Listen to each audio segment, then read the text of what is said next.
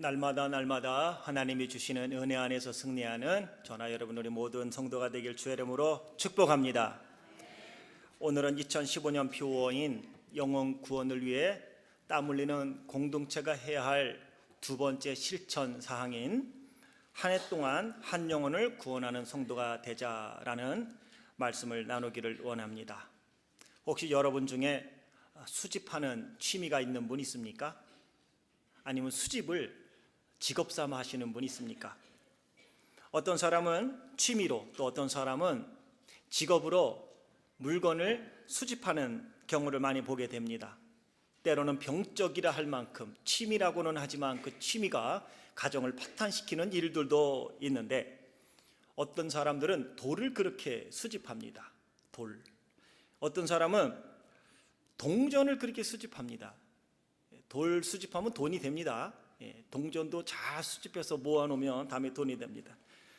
어떤 사람은 제가 보기엔 돈도 안 될 것 같은데 모자를 그렇게 수집하는 사람이 있습니다. 집에 그냥 모자가 한 방이에요. 어떤 거는 돈이 된다고 하는데 어떤 거는 제가 보기에는 다음에 쓰레기통에 들어갈 것 같은데, 어떤 사람은 인형을 그렇게 수집을 잘합니다. 어떤 분은 음악 CD를 그렇게 수집하고요. 그런데 어떤 여자분은 이거는 취미라고 해야 할지는 잘 모르겠지만 가방을 수집하는 분이 계십니다. 그래서 한 방에 들어가면 그 집은 한 방 자체가 다 가방이에요. 근데 그 가방은 썼느냐? 어떤 거는 딱 한 번 쓰고요, 어떤 거는 아직 상표도 띄지 않냐고 그대로 있어요. 그대로 있는 분들도 보게 됩니다. 그런데 취미든 직업이든 이 수집가들의 공통점이 뭔지 아십니까? 어디 가든지 그 사람들의 눈에는 자기가 수집하는 물건이 눈에 쏙쏙 들어온다는 거예요. 돌을 수집하는 사람들은요, 길바닥에 돌만 떨어져 있고 어느 집 앞마당에 돌만 세워져 있어도 그게 돈이 되나 하고 그걸 본대요. 수집하는 분들이 각각 자기의 취미생활로 때로는 그거를 직업으로 하고는 있는데, 그만큼 관심이 있기 때문에 그것이 들어온다고 합니다. 제가 중학교 시절에는 유행이 뭐였냐면 우표 수집하는 거였어요. 우표를 수집하는데, 그것은 지금 미국 분들도 마찬가지로 하는 분들 많아요. 당시에 우표는 발행하는 게 있어요. 특별하게 우표를. 그러면 그날은 꼭 가서 우표 사는 거예요. 돈만 생기면 우표를 사. 그리고 돈만 생기면 우표상에 가서 우표를 바꿔와. 한 장짜리, 10장짜리 탁 묶어와요.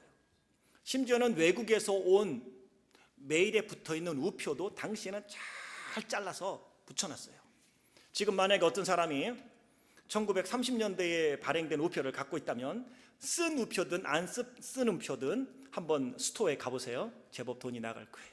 그때는 그게 아주 인기였어요. 친구들 사이에. 그래서 우표 수집하는 게 인기였던 기억도 있습니다. 그것뿐만 아니라 한국의 어느 정치평론가가 이야기를 했습니다. 한국의 정치가 왜 바뀌지 않느냐? 그분의 평가에 의하면 정치에 입문하면서부터 그들이 배운 것은 협력하고 좋은 법안을 만들어서 국민들을 편안하게 만드는 것이 아니라, 정치에 입문하자마자 정당 안에서 파당을 짓고 계파 싸움을 배우기 때문에 훌륭한 정치인이 나오지 못한다, 이렇게 이야기를 했어요. 처음부터 관심이 줄서기였다는 거죠. 일반 우리가 살아가는 삶도 마찬가지로 이 사기꾼들은 사람을 잘 못 믿는데요. 왜냐하면 자기가 사기꾼이고 거짓말을 하기 때문에 사람들을 다 보면 다 사기꾼처럼 보여서 자기 마음을 오픈을 안 한대요. 그런데 여러분 아세요? 그 사기꾼을 또 사기치는 사람이 있대요. 그래서 그걸 우리는 나는 사람 위에 뛰는 사람이다, 이렇게 얘기를 했어요. 무슨 말인지 알죠? 뛰는 사람, 뛰는 놈 위에 나는 놈. 그 얘기 하려고 한 거예요. 사람이라 그러니까는 그거 아닌데, 어떻게도 바뀌었는데, 이렇게 하면 그 다음에 귀에 쏙 들어오죠. 예, 맞아요. 뛰는 놈 위에 나는 놈이 있는데 꼭 사기꾼만 등쳐먹는 사람이 돼요. 야, 그거 대단해요. 좀 그 얘기 듣고 야, 그것도 제대로 된 직업인가라는 생각도 해봤어요. 어느 분이 상담가가 그런 이야기를 했어요. 외도한 경험이 있는 사람은 남녀가 걸어가면 저게 외도인지 아니면 부부인지를 안 돼요. 그리고 그 사람들은 그런 사람들을 보면 그럴 수 있지라고 말하는데요. 외도하는 사람들 보고 그럴 수 있지라고 하는 사람은 의심을 해야 된대요. 왜냐면 본인이 경험이 있기 때문에 자기도 모르게 도둑놈이 자기 발 저려서 그렇게 말하는 거래요. 상담하다 보면 상담자가 말하는 속에 그 사람이 다 보인대, 이런 얘기를 한 적을 들었습니다. 반면에 어린 시절부터 사랑을 많이 받은 사람은요, 성년이 되어서도 사랑할 줄 알고 남을 존중할 줄 알고 다른 사람을 이해할 줄 알고 너그러운 사람이 될 수 있다고 합니다. 왜? 자기가 어려서부터 사랑만 받고 인정을 받았기 때문에 남들을 보면 저 사람도 다 그런 거 아니야? 그냥 무조건 믿는데요. 그냥 여러분 중에 배신당해서 아픔 갖고 있는 분 있습니까? 위로 삼으세요. 따라하겠습니다. 나는 그래도 착한 놈인가 봐.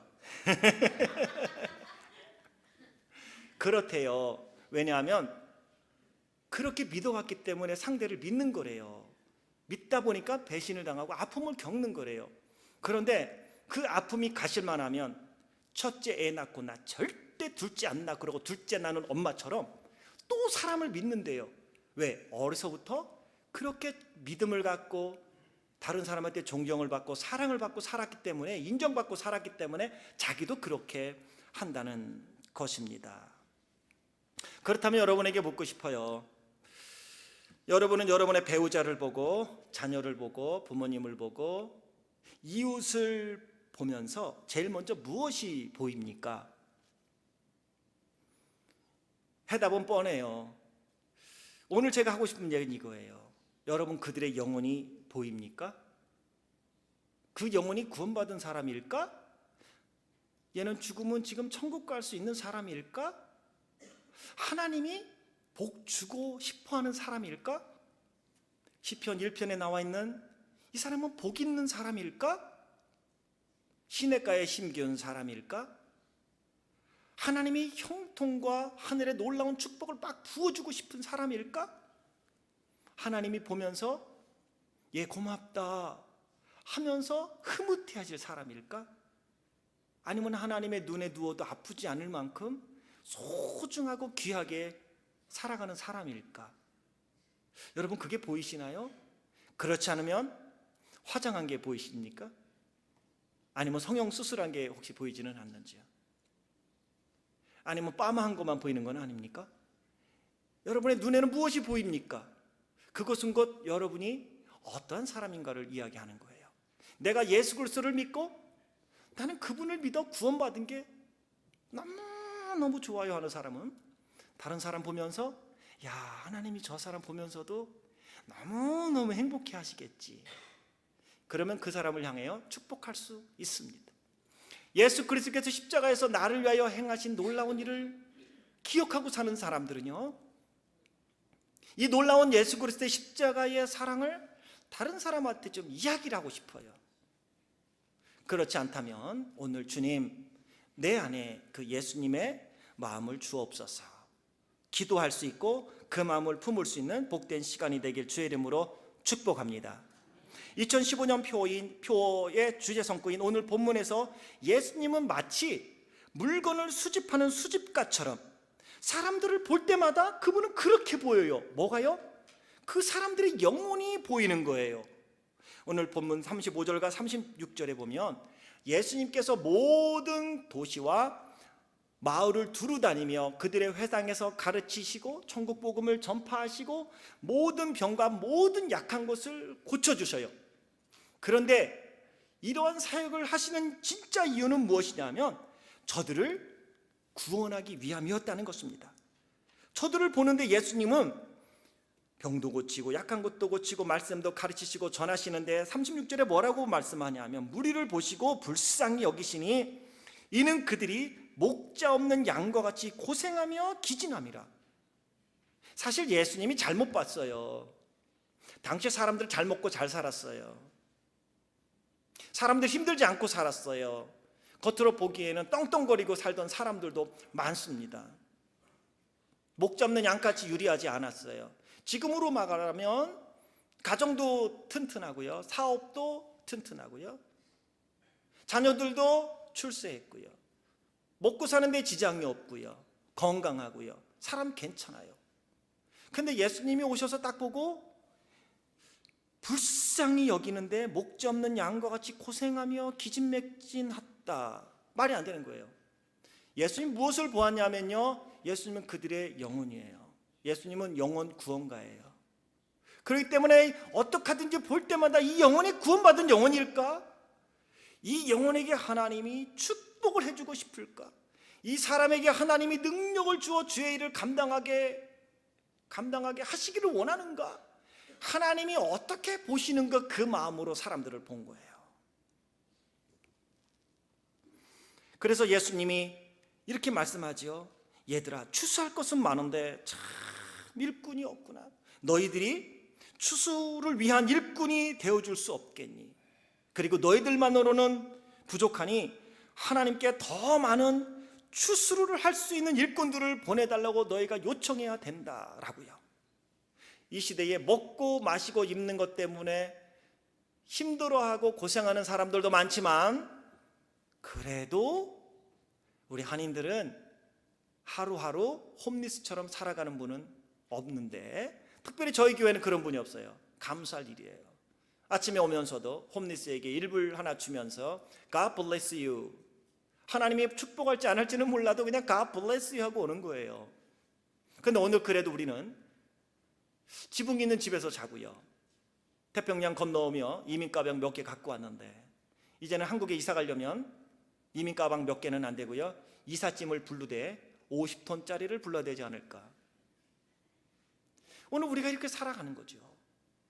그런데 우리가 정말 목자 없는 양같이 고생하며 지금 유리한다. 그런데 사랑하는 성도 여러분, 그렇게 살아간다 할지라도 예수 그리스도 안에 있지 아니하고 하나님을 믿지 않는 사람들은 바로 예수님이 말씀하는 것처럼 참 불쌍한 사람들이에요. 목자 없는 양처럼 고생하고 자기들이 지금 어디로 가고 있는지 모르고 가고 있는 거예요. 분명한 것은 죽음을 향해 가고 있습니다. 우리는 어제보다 오늘 죽음을 향해 한 발자국 더 가까이 왔다는 것 아시죠? 아무리 젊은 사람, 아무리 건강한 사람이라 할지라도 죽음을 향해 한 발짝 더 가까이 온 것만은 사실이에요. 그리고 언젠가 그 죽음은 두 팔을 벌리고 우리를 안을 때가 있을 거예요. 어서 와라. 근데 그것이 저나 여러분, 우리는 하나님의 품이기를 주의 이름으로 축복합니다.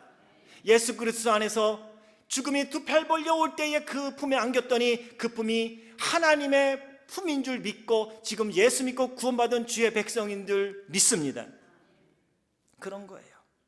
영혼 구원을 위해 땀 흘리는 공동체가 되어야 할 두 번째 실천사항의 구체적인 것, 구체적으로 우리가 어떻게 행동해야 되겠습니까? 그게 오늘 두 번째입니다. 한 해 동안 한 영혼을 구원하는 성도가 되자는 것입니다. 한번 따라하겠습니다. 119 성도가 됩시다. 옆에 있는 분에게 한번 인사할까요? 꼭 119를 이룹시다. 꼭 119를 이룹시다. 네. 한 해 동안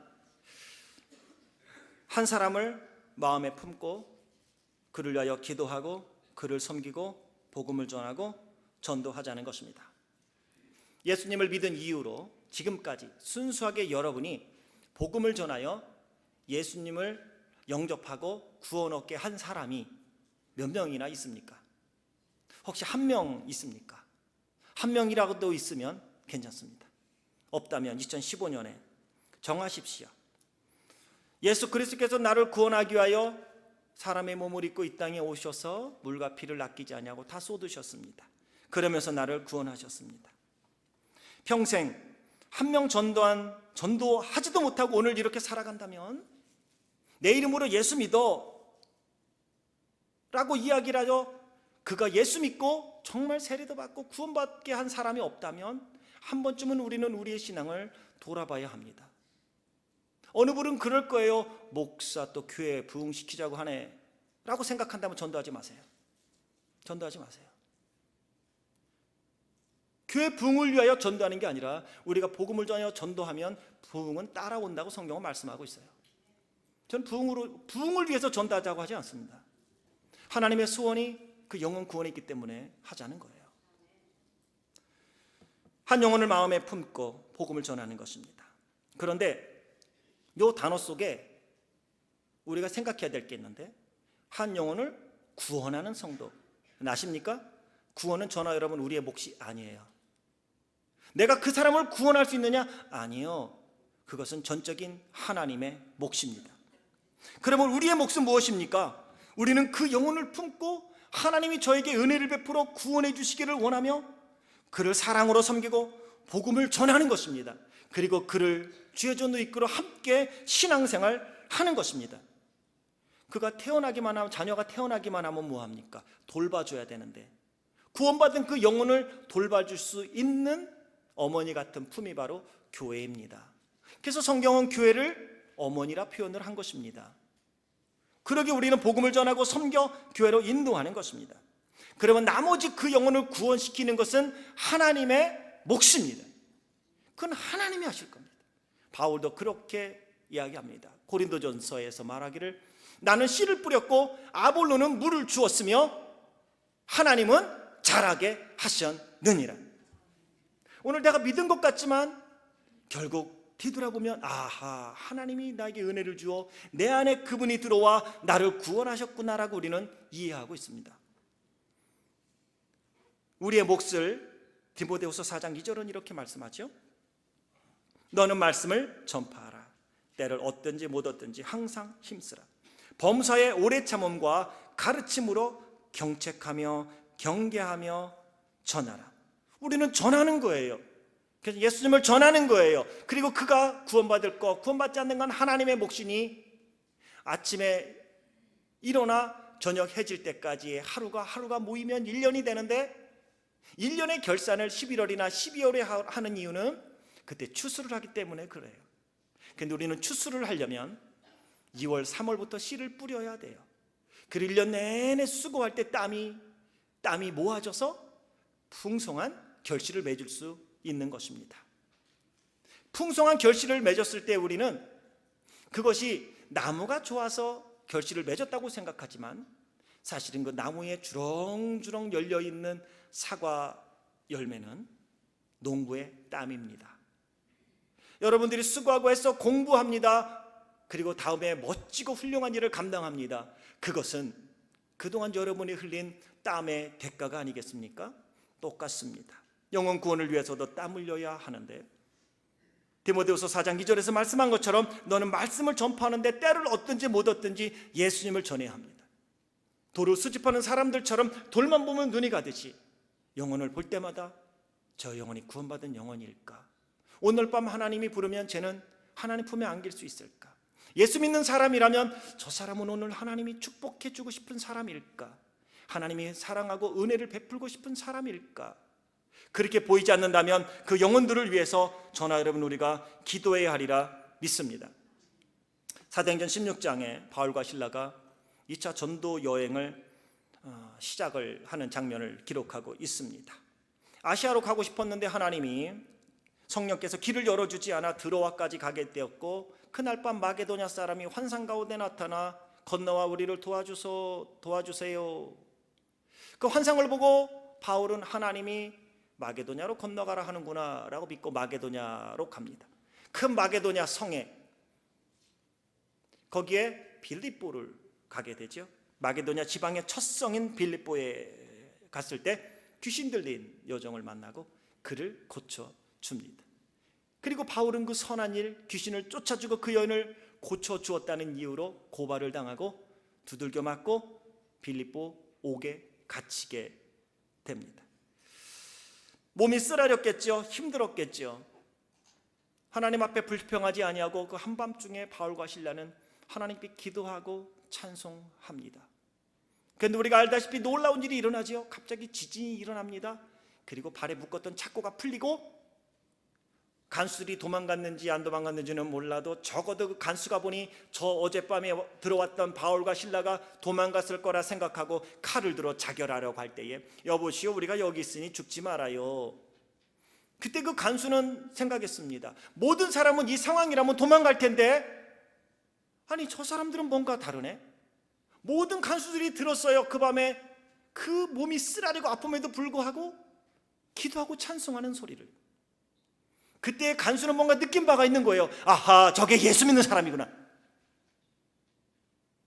아, 예수는 살아계신 분이구나. 바울과 실라를 통해 경험한 거예요. 왜? 다른 사람 같으면 그 쓰라린 몸을 가지고 찬양하고 기도하지 않아요. 아프면 아파 죽겠다고, 힘들면 힘들어 죽겠다고, 배부르면 배불러 죽겠다고, 죽겠다고 계속 해요. 근데 안 그랬거든요. 그때 그가 무릎을 꿇고 말하죠. 선생님이요, 내가 어떻게 해야 구원을 얻을 수 있겠습니까? 그때 바울은 망설임 없이 외칩니다. 사도행전 16장 31절에 주 예수를 믿으라, 그리하면 너와 내 집이 구원을 받으리라. 그날 밤 그 간수는 바울과 실라를 자기 집으로 초청하여 맞은 것을 씻어주고 식사를 대접하고, 결국 그 온 가족이 복음을 듣고 예수님을 영접하고 그 온 식구가 하나님을 믿게 되니 그 집이 크게 기뻐하더라. 사랑하는 성도 여러분, 이게 그리스도인들의 삶입니다. 119 성도가 된다는 것은 그냥 되는 게 아니에요. 우리는 좋은 일만 있을 때 예수 믿고 복 받았어, 그러면 세상 사람들이 보고 복 받기 위해서 교회 오는 것처럼 생각하는데 아니에요. 그 사람들은 뭐라고 생각하는지 아세요? 야, 나는 예수 안 믿고도 너보다 잘 산다, 야, 그렇게 생각해요. 나 예수 믿고 건강하다고 그러면 세상 사람들이 그래, 예수 믿으면 건강해? 그리고 교회 올 것 같으세요? 아니, 야, 나는 새로 나온 영양제 먹고 감기도 안 걸린다, 야. 근데 사랑하는 성도 여러분, 진짜 복음은 언제 전하냐면 바울과 실라처럼 이렇게 힘들고 어려움에도 불구하고 하나님 감사합니다, 매맞음에 뜻이 있겠죠. 하나님 고맙습니다, 이 고통에도 하나님의 뜻이 있겠죠. 그리고 하나님을 찬양하고 하나님을 찬미하며 하나님께 기도하는 모습을 보며 사람들은 하나님이 살아계시구나, 하나님이 살아계시구나. 그렇지 않고는 제가 미쳤던지 미치지 않았다면 하나님이 살아계신 건데 내가 보니까 당신은 안 미쳤어, 그러면 하나님은 살아계신 거야. 그때 복음이 증거되어진다는 것입니다. 그리고 그때 말합니다. 나를 이렇게 하시는 분은 하나님이세요. 당신이 보기에는 매맞고 복음을 전한다고 가진 것도 없고 옷도 허름하게 보일지는 모르지만 내 마음은 천국이라고요. 왜냐하면 내 안에 나의 구세주 예수 그리스도께서 계시기 때문입니다. 그때 사람들은 그렇군요, 그거군요. 그러게 우리 성도들은 언제든 복음을 전할 마음의 준비를 사실은 갖고 살아야 합니다. 사실은 교회 밖에만 영혼을 돌아보고 구원받을 영혼이 사람이 있는 것만은 아니에요. 저희 교회도 보면 활동교인이 있고 비활동교인이 있습니다. 비활동교인 중에는 예수 믿은 지 30년 된 사람도 있고요, 20년 된 사람도 있고요, 어떤 분은 40년 된 사람도 있고요, 어떤 분은 모태 신앙도 있습니다. 비활동교인이란 교회를 오랫동안 장기 결석하고 있는 성도들입니다. 각각 자기의 이유가 있겠지요. 그래서 2015년에는, 작년에는 제가 사역자들과 섬겼는데 금년에는 그분들도 다 구역에다가 배정을 했어요. 여러분은 1년 내내 그분들을 섬겨야 될지도 모르고 1년 내내 그분들을 위하여 기도해야 될지도 몰라요. 그런데 얼굴 모르는 사람, 안면 한 번도 없는 사람에게도 예수님 믿으세요, 예수님 믿고 구원 받으세요 라고 복음을 전해야 되는데, 적어도 우리는 그분들의 이름이 요람에 있어요. 주소도 있고요, 전화번호도 있어요. 그렇다면 그분들에게 전화하기는 쉽죠? 편지 한 장 보내기 쉽고요. 모르면 저한테 그분 생일 물어보세요, 알려드릴게. 생일 카드도 한 장 보낼 수 있어요. 요즘 메일도 보낼 수 있어요. 물건 사서 아마존에 물건 사서 이쪽으로 보내주세요, 그러면 그 물건이 그리 가요.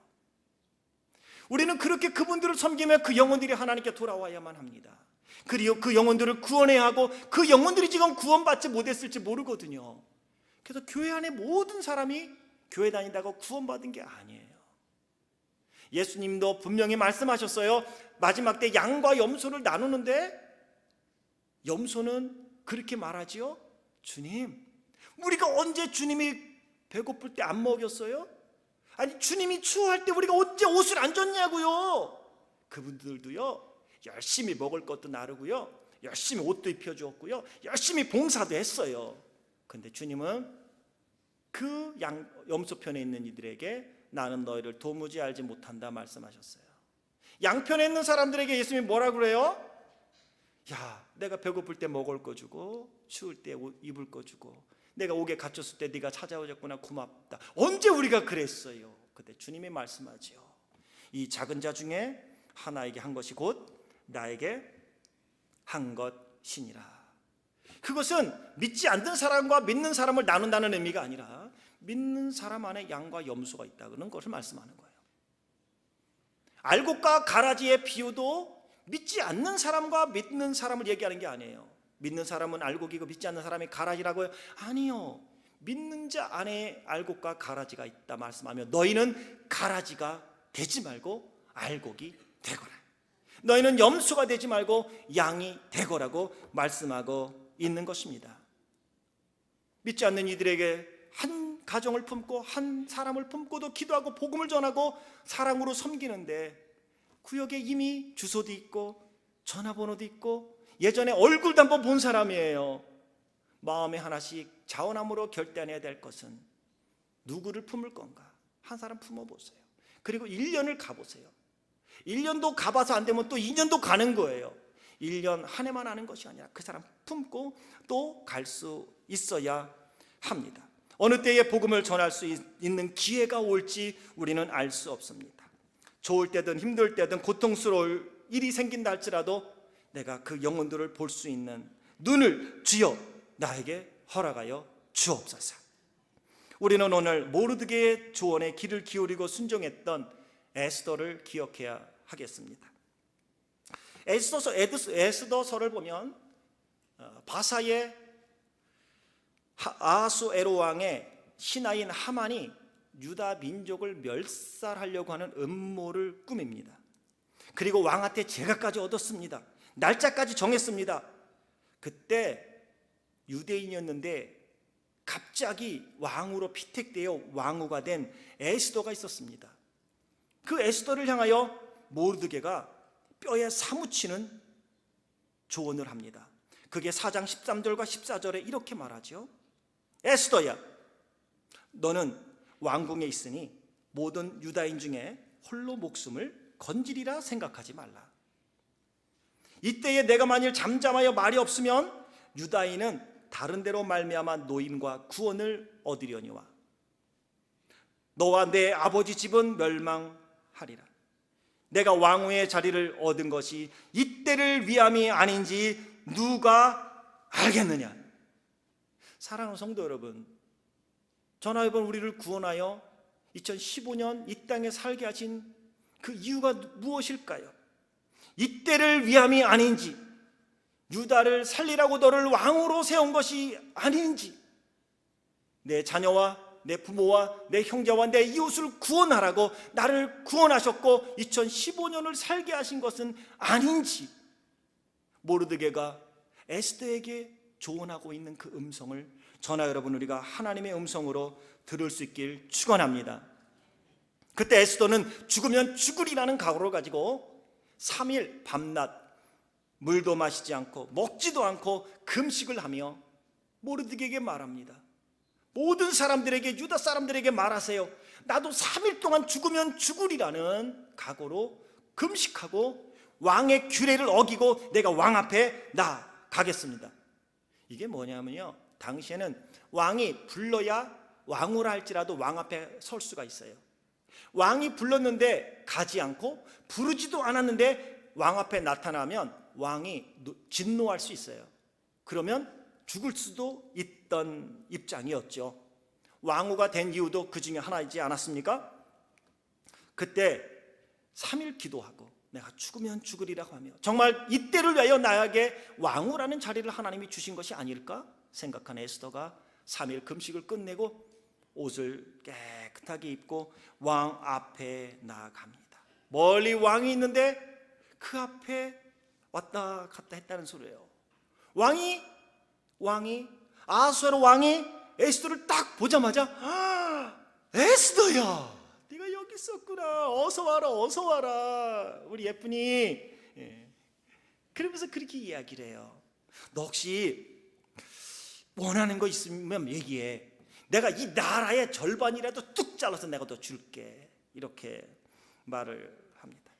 그리고 결국 에스더는 하만의 음모를 왕에게 고하게 되고요, 하만의 계략이 들통나서 하만은 자기가 유대인을 다 멸살하는 날 저 모르드게를 내 집 앞에 세운 높은 장대에 세우리라 하고 세워놨던 그 장대에 하만이 달려서 죽게 되어지는 모습을 보고요, 에스더의 죽으면 죽으리라는, 주께서 나에게 왕후가 되게 하신 것은 이때를 위함이 아닌가라는 모르드게의 음성을 듣고 그가 결단하고 하나님 앞에 나아갔을 때 하나님의 은혜를 베풀어 유다의 모든 사람들을 그 하만의 계략으로부터 구원해서 멸망되지 아니하고 그 모든 영혼들이 보존이 되었다는 것입니다. 하나님의 전하 여러분, 우리를 불러 구원하여 주심, 지금 누구를 구원하라 하심이 아닌지 우리는 생각해야 합니다. 우리의 자녀들을 보고, 우리의 부모님을 보고, 우리 형제를 보고, 내 이웃을 볼 때에 우리의 눈에는 수집가처럼 그 사람들의 영혼이 보일 수 있기를 주의 이름으로 축원합니다. 한 해 동안 주님 나에게 그런 눈을 주시옵소서. 우리의 관심이 동전만 보면 몇 년에 만든 거야, 돌만 보면 오 쓸만한가, 가방 보고 수집하는 것처럼 말이죠. 그런 기쁨으로 하나님 내 눈을 열어 그 영혼들을 보게 하시고, 하나님 내가 어떤 영혼을 구원해야 될까요? 그 한 영혼을 가슴에 품을 수 있길 원합니다. 혹시 지금 떠오르는 사람 있으면 가슴에 품어보세요. 내가 좋은 사람만은 아니고 가능하면 내가 아는 사람이겠죠. 없다면 주님 나는 아는 사람 없으니 누구를 만나게 하실지 하나님을 기대합니다. 하나님이 만나게 해주세요 라고 기도하시고 마음에 품어보세요. 품어보세요. 그러면 하나님의 음성이 들릴걸요. 얘야, 목자 없는 양같이 고상하며 애쓰지만 지옥을 향하여 달려가고 있는 저 무리들이 참 불쌍하구나. 내가 한 영을 품으면서 한 사람을 생각하면서 한번 따라하겠습니다. 주님, 제가 여기 있습니다. 저를 사용해 주옵소서. 저를 보내 주옵소서. 그럴 때 하나님이 우리를 통하여 놀라운 구원의 역사를 이루고 예수님이 말씀하신 것처럼 잃어버린 영혼들을 구원하여 많은 사람들을 추수하여 하나님 앞에 영광 돌리고 하나님 앞에 서는 날 하늘의 별처럼 밝게 하실 하나님의 축복 가운데 사는 우리의 삶이 되리라 믿습니다. 그래서 하나님은 지금 여러분에게 직업을 주신 것입니다. 지금 여러분에게 공부할 수 있는 기회를 주신 것입니다. 오늘도 저나 여러분 우리에게 생명을 주신 것입니다. 그 하나님을 깊이 묵상하고 우리의 눈이 이제는 눈만 뜨면 그 영혼들이 보일 수 있는 영혼의 눈이 열리고 그것에 관심 가져서 어떻게 하면 영혼을 더 구할 수 있을까? 영혼을 위하여 복음을 전하지 못하고 그 영혼들이 보이지 않음을 생각하며 가슴을 치고 옷을 찢어 주여 나는 왜 그 영혼들이 보이지 않나요? 하며 아버지의 마음을 품고 그 마음으로 2015년 한 해 동안에 많은 영혼들을 인도하여 하나님이 주시는 놀라운 축복과 은혜 속에 살아가는 우리 복된 성도님들 되길 주의 이름으로 축원합니다. 기도하겠습니다.